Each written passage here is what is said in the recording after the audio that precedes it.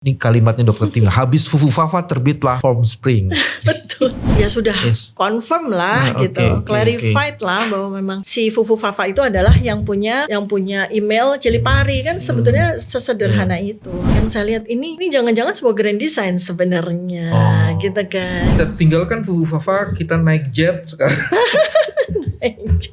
Dan terus terang dia mengatakan bahwa memang dia naik pesawat jet pribadi, tapi dia nebeng, sehingga muncullah perdebatan di kalangan ini, nebeng sama ikut apa bedanya gitu. Kalau minjem bisa disidik sama KPK, kalau nebeng kan enggak dong gitu kan. Saya nggak minjem kok, saya nebeng gitu. Kalau nebeng itu artinya mas, itu yang punya itu ada di pesawat itu mas, tapi yang punya lagi pipis di bandara, lo pakai itu artinya lo pinjem, bukan lo nebeng.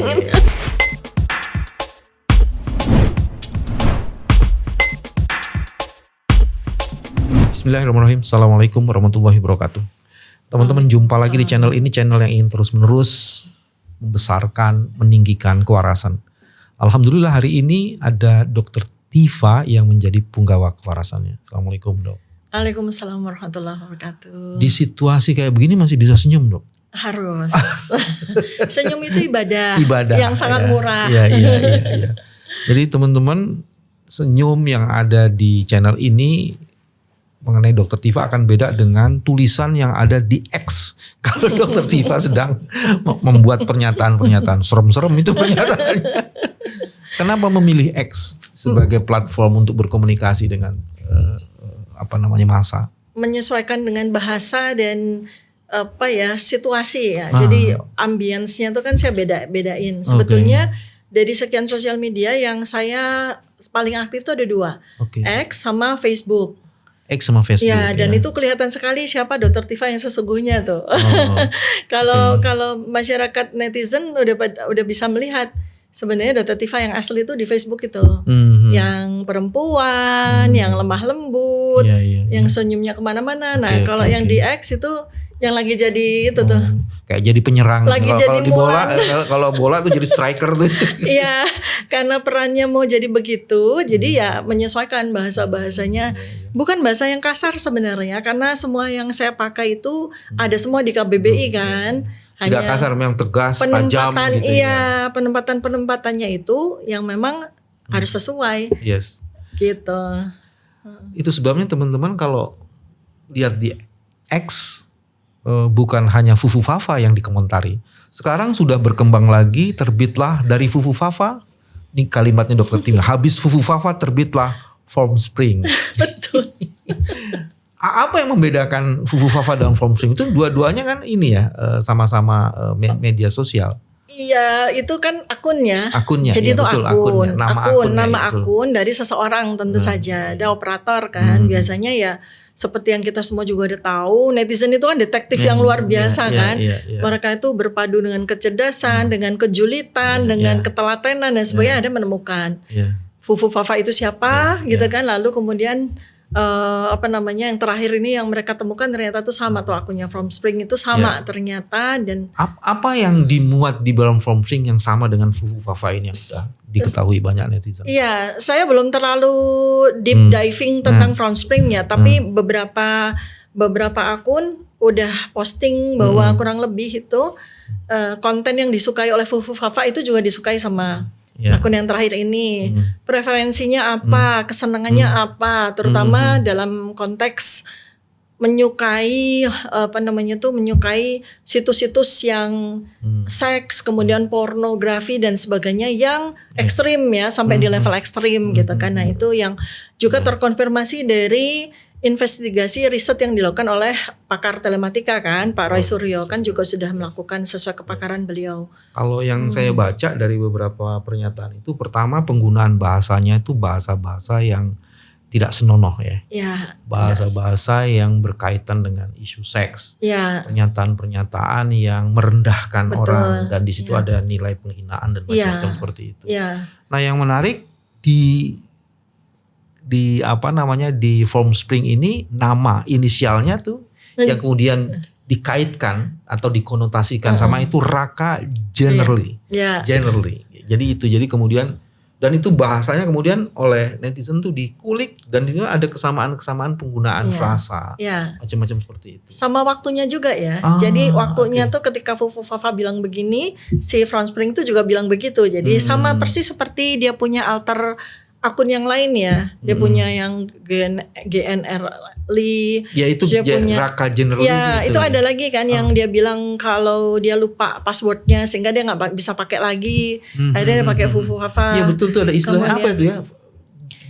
Apa full? Ada tuh full. Iya yang Cili pari. Nah itu Cili pari, kan ya, konyolnya itu dia sign up semua situs-situs porno itu menggunakan menggunakan email Cili pari. Padahal semua orang udah tahu kan Cili pari itu yang ownernya siapa. Jadi dia tuh sign up semua situs, segala macam situs termasuk situs-situs porno itu menggunakan emailnya Cili pari kan. Iya. Konyol sekali kan itu. Iya. Jadi di Cili pari justru kelihatan sekali bahwa dia tidak hanya menggunakan kata-kata kotor, cuman dia pengakses situs porno di situ. Ya? Iya. Dia menggunakan, jadi dia mengaksesnya kan kita kalau sign up itu kan selalu menggunakan email kan. Di tracking kan emailnya siapa, semua biodatanya sampai ke alamatnya lengkap. Sampai semuanya lengkap itu kan orang tersebut gitu. Yang punya email Cili pari itu siapa? Nah itu tuh baru. Jadi sebenarnya ya sudah confirm lah gitu, clarified lah bahwa memang si Fufu Fafa itu adalah yang punya email Cili pari kan sebetulnya sesederhana itu. Fufu Fafa, Cili pari, dan Raka Generally. Ya kan, dan sekarang tambah satu lagi nih akun baru yang berhasil diulik sama netizen nih. Kan? Yang tadi di From Spring itu yang di From Spring itu namanya itu. Iya, tadi Raka Generally itu. Iya, jadi sama itu Fufu Fafa juga kan emailnya juga sama, si From Spring juga emailnya juga sama. Artinya merujuk kepada satu sosok lah, satu nama dia itu gitu kan. Jadi sebenarnya itu. Nah, ada satu pernyataan lain dibikin oleh Dr. Tifa yang menyatakan, saya nggak tahu apakah ini berkaitan atau tidak. Daripada nanti setelah menjabat ditinggal cuti wakilnya karena harus rehab.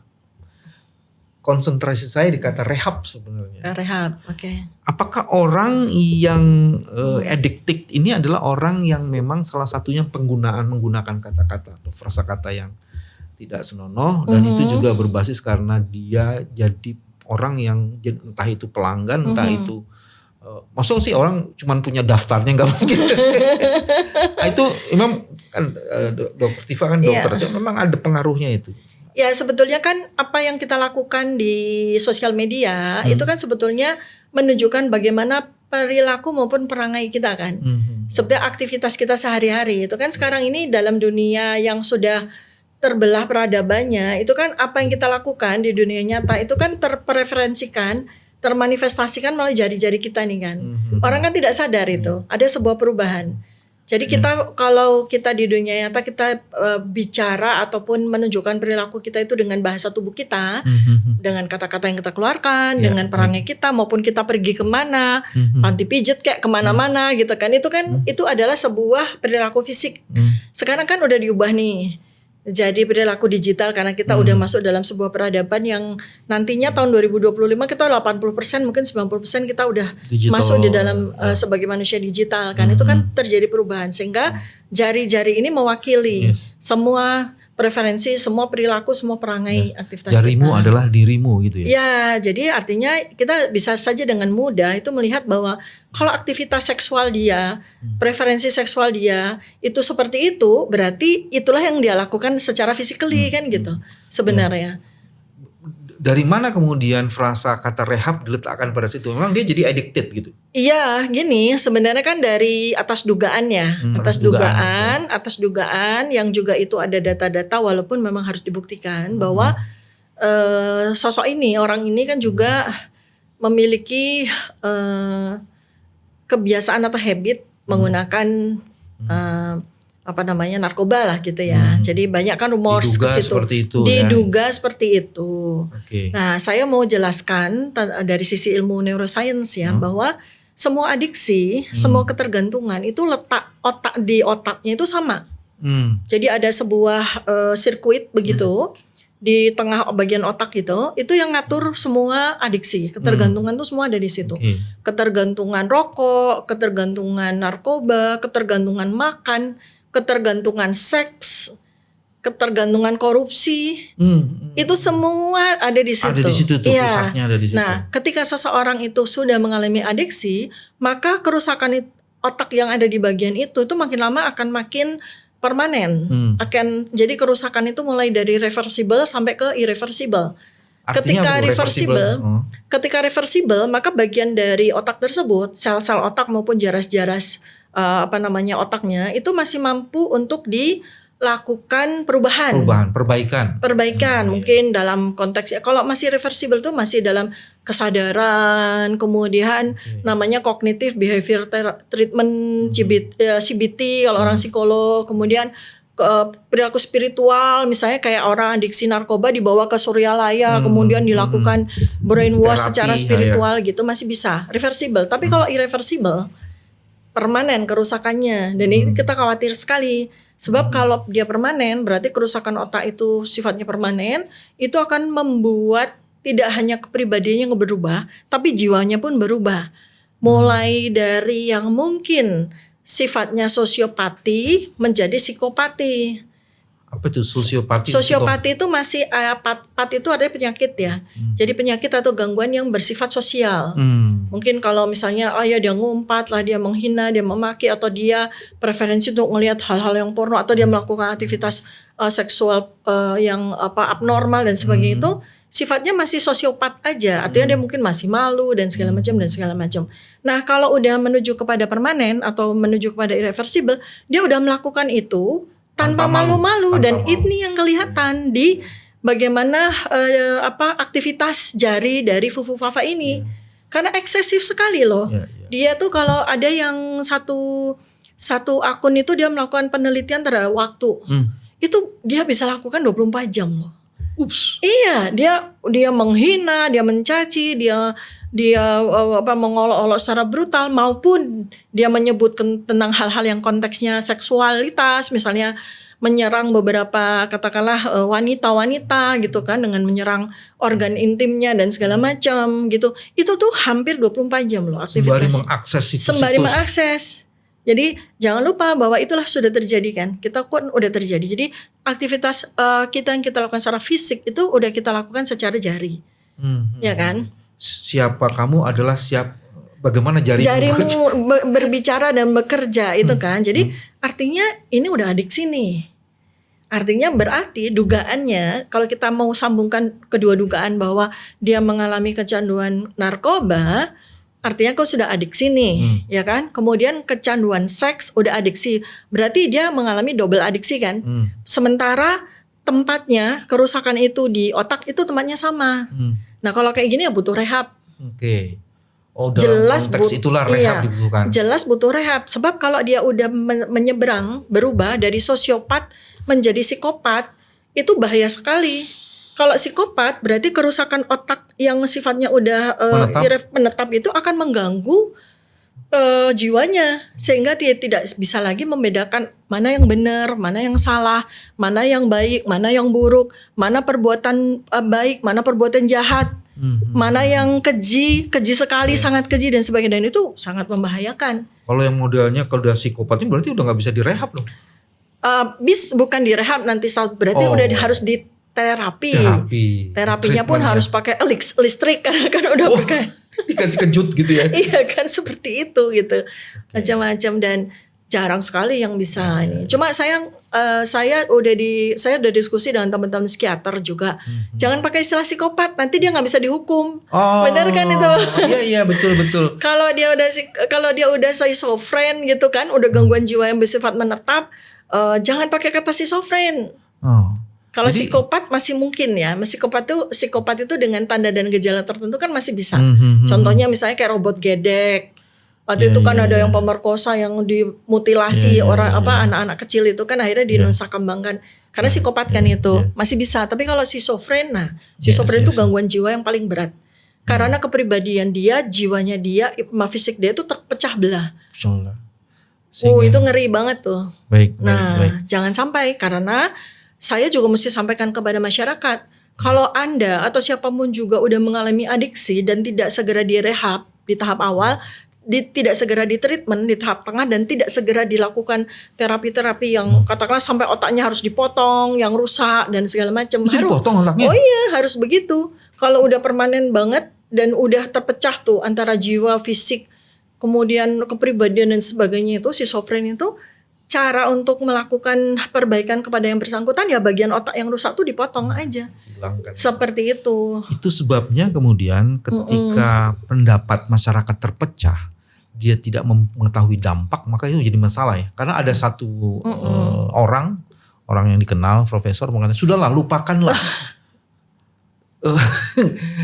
Terus ada kelompok lain mengatakan apa yang mesti dilupakan karena dia melihat dampaknya itu luar biasa. Dan kemudian orang berpikir ini untuk mengadu domba antara presiden dan presiden misalnya kayak begitu. Padahal ini sebenarnya justru ingin menyelamatkan kepentingan bangsa yang lebih luas lagi kan. Iya kan, kalau lihat dari pernyataan yang tadi itu. Betul, kita nggak bisa sekedar melupakan, ini sesuatu yang sangat serius.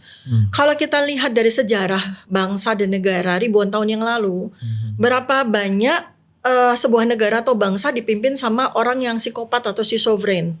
Ya seperti Caligula zamannya Roma dulu, Kaisar Kaisar siapa yang membakar Pompei itu? Siapa namanya? Kok jadi lupa? Louis XVI misalnya, ya kan? Hitler misalnya, itu kan psikopat semua. Bayangin aja dia dengan santainya membunuh 2,5 juta orang misalnya gitu.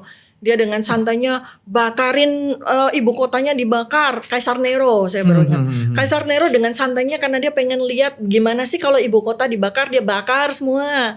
Caligula yang membunuh ibu kandungnya sampai seluruh keluarganya dibunuh. Dan di tengah pesta-pesta, itulah psikopat-psikopat seperti itu gitu kan. Louis XVI kayak gitu, dan masih banyak, termasuk Firaun sekalipun itu kan psikopat tuh. Jadi gitu apa kan, yang dilakukan itu oleh Dr. Tifa sebenarnya ini antisipasi kalau sampai terjadi seperti itu dan potensial terjadi, maka dampaknya jauh lebih dahsyat ketimbang risiko antisipasi yang harus kita ambil gitu. Iya, makanya kan saya mengusulkan rehab dengan menggunakan kata-kata rehab itu maknanya positif loh. Kalau yang bersangkutan ini nanti ada dalam posisi yang amat sangat penting di negara ini gitu ya. Mengingat juga ya saya nggak mau ini, saya ingin sekali Pak Prabowo tuh sehat seterusnya ya. Sampai beliau at least menyelesaikan presidensinya tuh sehat lah gitu. Cuman kan tidak bisa dipungkiri, kita khawatirkan ya. Karena sekarang ini angka harapan hidup Indonesia tuh kan melorot. Melorot sekarang. Dari 73 tahun jadi 67 tahun loh. Iya, dampaknya pandemi kemarin luar biasa. Menurun. Karena dari pandemi yang 3 tahun itu meningkat dengan meledaknya penyakit-penyakit yang mematikan. Seperti kanker, penyakit jantung, pembuluh darah, diabetes. Itu meledak luar biasa kan. Itu menghasilkan penurunan angka harapan hidup 67. Artinya Pak Prabowo nanti menjadi presiden di usia 72 ya. Itu kan berarti sudah melampaui dari usia harapan hidup masyarakat Indonesia kebanyakan kan. Wajar dong kalau kita khawatir dengan kesehatan beliau kan. Seandainya terjadi kenapa-kenapa, ya ini semua usia itu takdir ditentukan sama Allah ya. Cuma kan kita harus menghitung dari sisi statistik kan. Memang ada netizen yang nyinyir gitu. Jangan terus bergibah. Ini sebenarnya tidak bergibah ya, karena kita sedang mendiskusikan sesuatu yang sangat serius sangat saintifik. Yang tadi dokter bilang tuh emang sudah ada jurnal itu yang mengatakan bahwa vaksin yang terakhir yang berkaitan dengan virus COVID itu mempengaruhi angka harapan hidup sampai 673 dikurang dari 6 tahun. Iya, 6 tahun, berkurang 6 tahun itu bukan hanya karena dampak dari pandemi, dampak dari virus itu yang menginfeksi tubuh manusia lalu kemudian menghasilkan gejala sisa dalam bentuk kerusakan organ, juga kemudian vaksin yang diberikan, terutama yang platformnya mRNA, dan ini publikasinya udah banyak banget. Apa tuh yang mRNA? Vaksin yang platformnya mRNA itu kan yang kalau Indonesia itu masuk dengan merek Pfizer dan Moderna. Itu yang platformnya mRNA karena itu kan vaksin eksperimental. Vaksin yang belum pernah ada sebelumnya. Diuji coba langsung ke manusia. 6 miliar manusia kan yang dapat di seluruh dunia kan.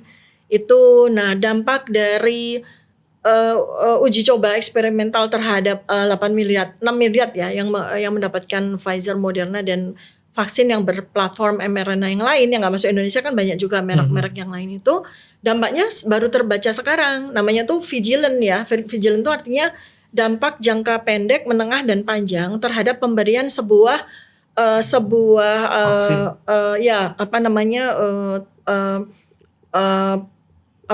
terapi medis ya termasuk di dalam sini vaksin itu secara farmakovigilant itu kan baru kelihatan setelah 3-5 tahun. Dan ini para peneliti, para ilmuwan udah satu demi satu udah menyampaikan laporannya, postmortem, uji forensiknya, dan udah nggak bisa dibantah lagi kalau kita sudah lakukan penelitian seperti itu. Siapa ahli yang sekarang dipegang sebagai rujukan itu? Dan postmortem ternyata itu terkonfirmasi semua. Ada seorang kardiologis terkenal sekali dari Amerika Serikat yang sangat bagus untuk kita jadikan sebagai rujukan. Namanya Dr. Peter McCullough. Dr. Peter McCullough itu seorang kardiologis dan beliaulah yang menemukan sebuah korelasi antara pemberian vaksin berbasis mRNA dengan terjadinya kerusakan pada otot-otot jantung dan pada selubung jantung yang namanya perikardium. Dan itu yang bikin banyak sekali terjadi cardiac sudden death. Banyak sekali terjadi kematian mendadak pada atlet, pilot lagi menerbangkan pesawat, meninggal tiba-tiba dan sebagainya, dan jumlahnya itu makin banyak. Nah, jadi ini adalah sebuah fakta-fakta berbasis evidence base yang nggak bisa dinafikan, nggak bisa diabaikan. Dan saya senangnya di X itu karena semua itu bisa dimuat tanpa sensor, makanya saya senang di X. Oke. Jadi transparansi untuk mengemukakan informasi itu bisa dilakukan jauh lebih utuh ya. Ya, karena Elon Musk sendiri kan udah sampaikan X ini uncensored ya gitu. Karena saya mesti berikan kepada masyarakat itu sebuah platform yang bisa membuat orang tuh satisfied karena bisa menyampaikan apapun. Apapun ya kan gitu. Kebenaran maupun yang tidak benar sekalipun gitu.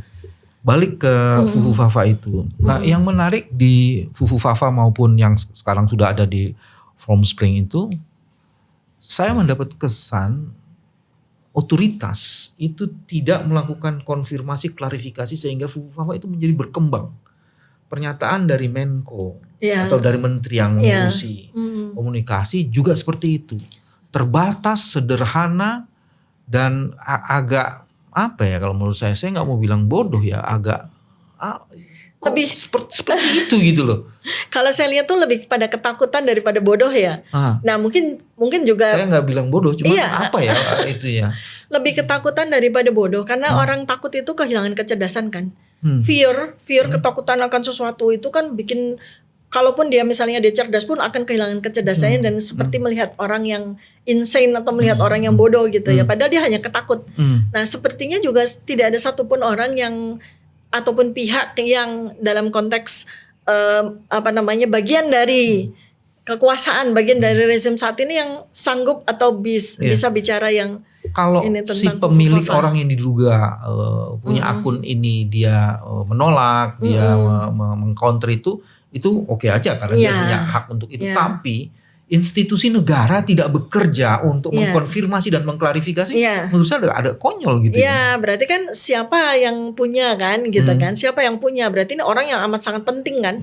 Sehingga betul. Jadi artinya kayak institusi negara itu mengkonfirmasi memang betul punyanya orang justru kan itu kan. Contoh aja seperti itu. Contoh aja seperti yang Kominfo itu terakhir itu saya lihat saya ketawa sendiri karena beliau Ari Budi itu kan ketika ditanya wartawan Fufufafa itu siapa dan sebagainya itu malah beliau nurunin mic begitu terus bilang enggak jangan tanya itu saya takut keceplosan loh kan. Jadi dari situ bisa dibaca bahwa ada sesuatu yang dia tidak ingin diungkapkan ya. Ada seseorang yang dia tidak ingin sampaikan dan dia tahu siapa orang itu kan. Makanya saya takut keceplosan gitu kan. Ya itu kan berarti kan keceplosannya kenapa.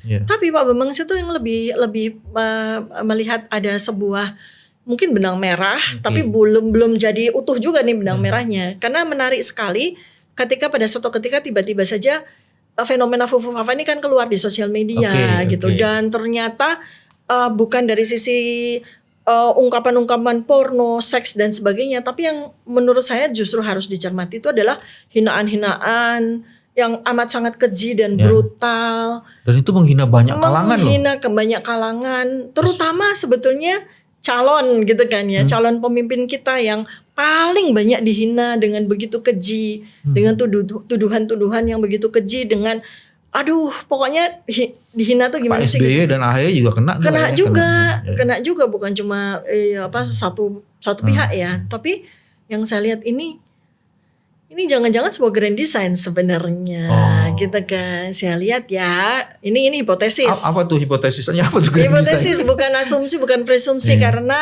saya melakukan sebuah metode connecting the dot ya. Jadi data itu saya coba untuk sambungkan satu dengan yang lain dan tidak menggunakan ilmu cocokologi, tapi benar-benar menggunakan ilmu empirical base, scientific base gitu ya. Saya melihat ada sebuah hal yang aneh dari kemunculan Fufu Fafa tiba-tiba ini. Kenapa terjadinya sekarang? Kenapa terjadinya tidak pada waktu sebelum tanggal 14 Februari? Kenapa tidak terjadi pada saat dia pertama kali cuit-cuit menghina-hina di tahun 2014? Kenapa pun tidak terjadi pada 2018 pemilu yang itu gitu kan? Dan sosok yang diserang pun juga beliau-beliau lagi gitu kan, yang bersangkutan lagi. Kenapa harus sekarang? Nah, saya kok punya hipotesis bahwa sebenarnya akun Fufu Fafa ini sudah dimonitor oleh satu pihak lama, sudah dikoleksi, sudah dikumpulkan data-data dan sebagainya, dan seakan-akan juga yang punya akun ini biarin aja dia gitu, malah mungkin difasilitasi itu ada orang-orang yang ayo iya bagus dong gitu, kayak dibikin berbalas pantun gitu ya. Iya seperti itulah, jadi malah misalnya dia ke situs porno apa yang ini nanti nimpalin kan, jadi kayak begitu. Atau misalnya jadi makin sure dia, makin semangat kan, seakan-akan ada supporternya dia gitu. Padahal mungkin saja supporter itu adalah orang-orang yang memang sengaja dipakai untuk memberikan umpan kepada dia sehingga dia makin menjadi-jadi kan. Misalnya kalau kita lagi menghina orang, terus ada yang ngumpanin, wih ini doang gitu, nah dia kan semakin menjadi-jadi, seakan-akan memperoleh validasi atau memperoleh konfirmasi bahwa dia boleh untuk menghina siapapun juga yang mau dia hina itu, karena ada supporternya gitu kan. Jadi kan akhirnya jadi banyak banget, ribuan cuitannya dia kan, ribuan postingannya dia di Kaskus tersebut. Jadi postingannya itu makin memvalidasi gitu ya. Iya, sikap, perilaku dan karakternya. Iya, nah inilah kemudian jadi muncul adiksi kan, ketika kemudian anger pun ya, jadi sebuah kemarahan atau apapun itu, kebencian itu pun juga adiksi loh. Karena kalau lihat ya, ada orang bukan cuma yang bersangkutan yang diserang, tapi juga keluarganya, anak dan sebagainya, itu kan ini yang menyerang ini udah sakit nih secara kejiwaan kan. Berarti dia terobsesi, namanya obsesi kompulsi nih. OCD terhadap satu pihak nih. Dia terobsesi sekali dengan orang ini. Sampai apapun yang dia menjadikan orang yang dia serang itu sebagai objek. Obsesif compulsiveness-nya dia. Sampai ada kayak dia bikin pantun gitu kan. Ada seseorang yang lagi mendaki Gunung Semeru, tiba-tiba dia berteriak gitu kan. Wahai kekasihku, aku rindu pelukanmu, lalu dia menggelinding seperti landak. Nah itu kan kalau lihat dari kata-kata yang dibuat itu, kata-kata yang menunjukkan adanya psikopatologi. Karena namanya itu ada asosiasi longgar, ada diskonektivitas gitu. Kenapa dia menggelinding kok landak? Padahal kalau menggelinding kan bukan landak. Misalnya contohnya seperti itu ya. Nah, saya ingin menghubungkan, jangan-jangan ini sebenarnya kalau pakai bahasa hukum, bahasa konstitusi, sedang ingin buktikan ada perbuatan tercela. Ya, saya tuh melihatnya gitu. Dan perbuatan tercela itu menjadi salah satu alasan yang bisa dipakai pasal 7A Konstitusi Indonesia untuk menyatakan orang ini tidak pantas pantas untuk dimakzulkan. Iya, jadi sepertinya kalau hipotesis saya itu begitu. Artinya disengajakan aja dia begitu, dikasih support, dikasih umpan-umpan balik dan sebagainya, sehingga dia melakukan itu terus-menerus selama 10 tahun gitu kan, seperti itu. Sampai pada waktunya tuh nanti apa yang menjadi perilaku jarinya dia itu menjadi sebuah bukti bahwa nih orang melakukan perbuatan tercela kepada seseorang tertentu, Dan dari itulah muncul sebuah evidence, apa namanya itu kalau di bahasa hukum, untuk memakzulkan orang ini. Menjadi alasan yang ilegalitas. Karena dia betul-betul melakukan perbuatan tercela. Sebenarnya kan perbuatan tercela itu tidak hanya dari aspek hukum aja kan. Sebenarnya aspek nilai-nilai moralitas yang diyakini dijunjung oleh setiap orang yang punya agama. Bahwa melakukan perbuatan celaan terhadap orang itu kan sangat nista ya gitu kan, seperti itu. Berulang-ulang dilakukan, secara konsisten dilakukan, dan itu addicted, dan itu contoh-contohnya bisa terkonfirmasi dari perilaku kekuasaan pada masa lalu. Iya, seperti itu. Semakin mengkonfirmasi. Kayak seakan-akan jadi kalau saya lihat itu perilaku adiksi itu dia tuh bisa berbuat apa saja gitu kan. Seperti misalnya pada saat dia sedang menjabat suatu jabatan, dia dengan provokatif ya, itu dia memajang mainan-mainan, itu kan udah nggak sesuai itu sama umur gitu kan. Menunjukkan bahwa saya bisa berbuat apa saja. Lalu dalam 2 tahun masa jabatannya tuh mobil dinasnya dicat warna-warni segala macam gitu kan. Nah itu kan menunjukkan sebuah adiksi atas kekuasaan yang kalau bahasa psikiatrinya tuh megalomania kan. Gue bisa lakukan apapun, emang lo mau apa iya, gitu. Pak Bambang tahu kan mobil dinas itu Aku belum tahu. Lihat deh mobil dinasnya. Kalau mainan saya baca di media, cuman kalau mobil dinas. Selama 2 tahun dia menjabat itu mobil dinasnya dicat warna-warni, semua-muanya dia. Cat ini, cat itu, kadang-kadang mengikuti misalnya lagi ada acara apa, dia minta si mobil dinasnya dicat itu. Kali lain dia itu seperti itu, masa nggak tahu? Bukan itu adaptable. Enggak, itu bahasa-bahasa yang wah ini kekinian nih anak milenial, enggak juga. Kalau saya sebagai dokter yang kebetulan menekuni bidang neuroscience, saya ngelihat ada defek gitu. Manifestasi di situ ya. Iya, ada defek di situ, defek kejiwaan maupun defek neuroscience. Neurodefek lah seperti itu. Jadi enggak sesederhana orang, oh itu kan karena dia mau nunjukin kalau dia tuh orang milenial. Kemudian dia majang-majang mainan-mainan mahal, itu menunjukkan kalau dia tuh kekinian. Enggak, itu menunjukkan imaturitas justru. Oke, kita tinggalkan Fufu Fafa, kita naik jet sekarang. Kita naik jet. Kaisang dengan keberaniannya, walaupun belum dipanggil KPK, dia hadir ke KPK. Dan kemudian dengan terus terang dia mengatakan bahwa memang dia naik pesawat jet pribadi, tapi dia nebeng, sehingga muncullah perdebatan di kalangan ini, nebeng sama ikut apa bedanya gitu. Gimana tuh? Ini saya khawatir ini bukan sakitnya ya, bukan penyakit yang lain lagi. Kalau saya lihat memang masih pada ini ya, pada bidang ilmu saya ya. Oh iya, bidang gitu ya? Masih ada bidang perilaku dan neuroscience kan gitu. Karena jadi apa yang bisa diduga dari situ? Ini kegemaran atau kecenderungan menggunakan sebuah kata untuk mengartikan kata yang lain gitu, atau menyamakan 2 arti kata menjadi 1 arti kata. Contoh misalnya bapaknya Kaisang ini kan waktu itu pernah bilang pulang kampung tuh beda sama mudik gitu kan. Ya beda dong pulang kampung sama mudik misalnya seperti itu kan. Itu betul pernah ada. Saya malah lupa pulang kampung. Kalau ini kan dia bilang bukan minjem tapi nebeng gitu kan. Nah seperti itu. Nah kalau minjem bisa disidik sama KPK, kalau nebeng kan enggak dong gitu kan. Padahal yang ditebengin kalau dia bilang nebeng, ternyata yang punya pesawat jet itu lagi pipis di bandara ketinggalan. Jemput dia di apron gitu kan.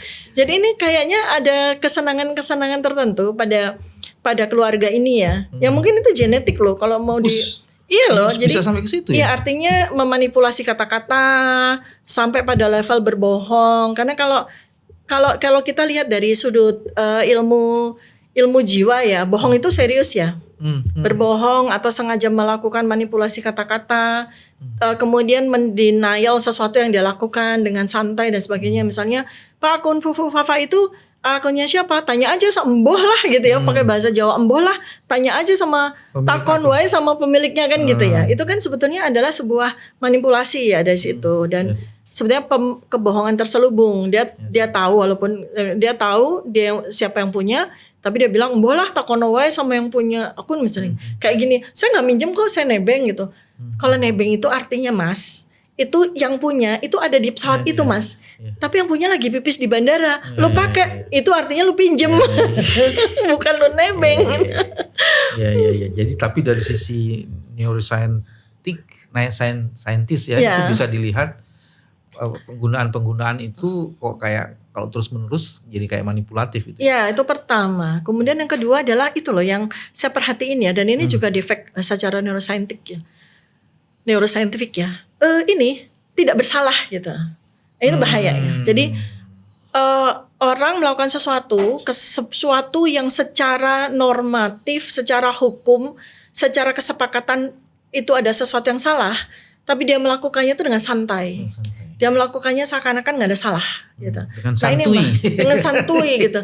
Nah itu bahaya kalau kita lihat dari sudut pandang kejiwaan tuh bahaya.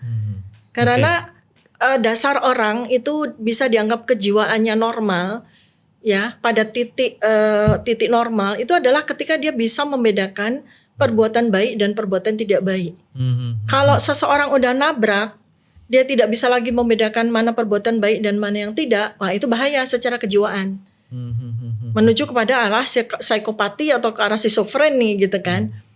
Kalau itu memang dia dilatih untuk membuat pernyataan-pernyataan dalam konteks public speaking yang untuk menghindari itu gimana? Jadi dia memang dilatih tuh. Oh ya, setuju saya. Jadi itu berarti masuk dalam kategori ilmu brainwash. Dilatih itu bukan semata-mata dia dilatih untuk melakukan kebohongan atau itu dia berarti melakukan dia diberikan serangkaian metode untuk membrainwash. Bisa tuh. Jadi sampai kebalik ya. Artinya hal-hal yang dulu diyakini dia tahu itu nggak benar, itu benar, yang mana yang nggak benar tuh ketika di brainwash tuh jadi kebalik. Dan sebenarnya itu fenomena yang bukan terjadi pada satu keluarga itu atau pada si dua anak ini enggak, tapi sebenarnya terjadi pada masyarakat secara umum. Jadi sebenarnya kan kita ini lagi di brainwash. Di dunia ini sekarang lagi proses brainwash, pembalikan kebenaran menjadi kesalahan dan kesalahan menjadi ketidakbenaran. Makanya saya sangat ngeri kalau ada orang yang sudah terlebih dahulu di-train atau di brainwash untuk dia melihat bahwa kebenaran itu salah dan apa yang saya lakukan sebagai kesalahan itu benar, dan dia dijadikan sebagai panutan. Kepada 70% penduduk negara ini. Karena 70% penduduk negara ini kan milenial. Kita ini yang udah bukan milenial kan obsolete nih, bentar lagi punah kan. 30-40 tahun kita punah digantikan 70%. Sengaja diberikan tokoh yang seusia, ya kan? Yang udah di brainwash, yang udah di train bahwa yang benar itu salah, yang salah tuh benar. Tuh gimana tuh? Iya. Ngeri nggak tuh? Itu yang disebut dengan post-truth kayak gitu. Post-truth ya. Jadi yang orang-orang yang benar, yang mau menyampaikan kebenaran tuh jadi yang dimusuhin gitu kan. Kemudian sengaja dibuat tokoh yang yang dia itu sebenarnya dia melakukan kepalsuan, melakukan pembohongan, bukannya itu terjadi 10 tahun ini kan. Sehingga masyarakat awam yang IQ-nya udah di-decrease jadi rata-rata 78, itu tidak lagi melihat dia sebagai orang yang melakukan kesalahan. Fine-fine aja, misalnya kayak lempar-lempar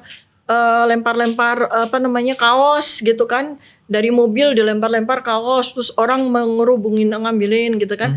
Itu sebagai sesuatu latihan sebenarnya. Ketidakpantasan dilatihkan terus-menerus kepada masyarakat, akhirnya menjadi pantas. Ketidakpantasan yang dilazimkan gitu. Ya, itulah. Dan itu mesti dilakukan sama orang yang punya otoritas kan. Ngeri ya. Tapi itulah yang terjadi kan. Seluruh diskusi ini memang perlu diteliti lebih lanjut. Betul, konfirmasinya untuk mengkonfirmasi kebenaran. Tapi ini didiskusikan untuk menunjukkan ada masalah. Dan ada dugaan yang begitu serius dan ada impact yang juga akan sangat besar sekali yang bisa mengganggu seluruh sistem berkehidupan kita dan berkenegaraan kita. Saya kasih warning Pak Bambang. Jadi sebenarnya kalau kita ini riset saya yang belum selesai. Oke, ada riset yang belum selesai dalam bahwa memang peradaban itu kan sekarang ini udah berubah. Bahkan terbelah ya antara peradaban kemarin dengan peradaban sekarang menuju kepada abad 22. Itu apa yang tidak dikehendaki lagi. Yang disebut sebagai yang tidak relevan lagi. Dilakukan sejak 2024 dan seterusnya sampai tahun 2030 100 gitu ya sampai abad 22. Itu apa? Ada 5 yang udah nanti dianggap tidak relevan. Satu itu adalah agama, ya kan? Nilai-nilai agama terutama, bukan soal agamanya, nilai-nilai agama udah nggak relevan lagi. Dihilangkan begitu ya. Kemudian yang kedua adalah keluarga. Jadi keutuhan dari sebuah keluarga itu udah bukan lagi hal yang relevan. Siapapun nggak boleh berkeluarga, boleh punya anak dari siapapun dan segala macam. Jadi keluarga tuh institusi yang dihancurkan. Kemudian wanita, karena wanita itu adalah soko guru negara. Wanitanya diapain? Perempuan, sehingga perempuan itu dianggap sebagai non gender begitu, gender yang tidak penting. Karena ini nanti kaitannya dengan human control, dengan population control kan, ya kan. Terus kemudian negara. Negara itu udah nggak relevan lagi karena nanti dunia itu akan dikendalikan, akan dikuasai oleh sebuah kekuatan besar yang mengatur yang lintas seluruh dunia, lintas border, ya? Namanya one world gitu kan. Terakhir adalah generasi keturunan atau anak. Jadi anak itu dianggap sudah tidak relevan lagi. Karena pada waktunya nanti entah itu 10 atau 20 atau 30 tahun lagi tuh anak bisa diciptakan by order. Tidak lagi melalui sebuah pertemuan antara laki-laki dan perempuan, sperma dengan ovum, enggak lagi gitu. Dan diciptakanlah mesin-mesin robot yang punya artificial intelligence yang menyerupai human. Ya, itu. Perhatikan aja baik-baik. Jadi nanti tokoh-tokoh itu pun harus mengikuti yang kelima hal ini. Yang nggak perlu harus ada keluarga, dan ini saya tidak menyinggung siapapun ya. Tapi memang itu yang tidak jelas agamanya itu lebih disukai daripada yang kelihatan merujuk kepada agama tertentu. Kemudian yang santai aja dengan keluarga dan segala macam. Yang gender itu nggak penting gitu kan, seperti itu, dan seterusnya sampai anak tuh nggak penting, nggak punya anak pun nggak apa-apa. Itu. Dari Fufu Fafa berkembang menjadi jet, dan sekarang ada perkembangan yang luar biasa. Inilah Dr. Tifa yang selalu menjaga kewarasannya, dan semoga ini bisa dicermati oleh kita semua. Terima kasih, sampai ketemu lagi. Assalamualaikum warahmatullahi wabarakatuh. Waalaikumsalam warahmatullahi wabarakatuh.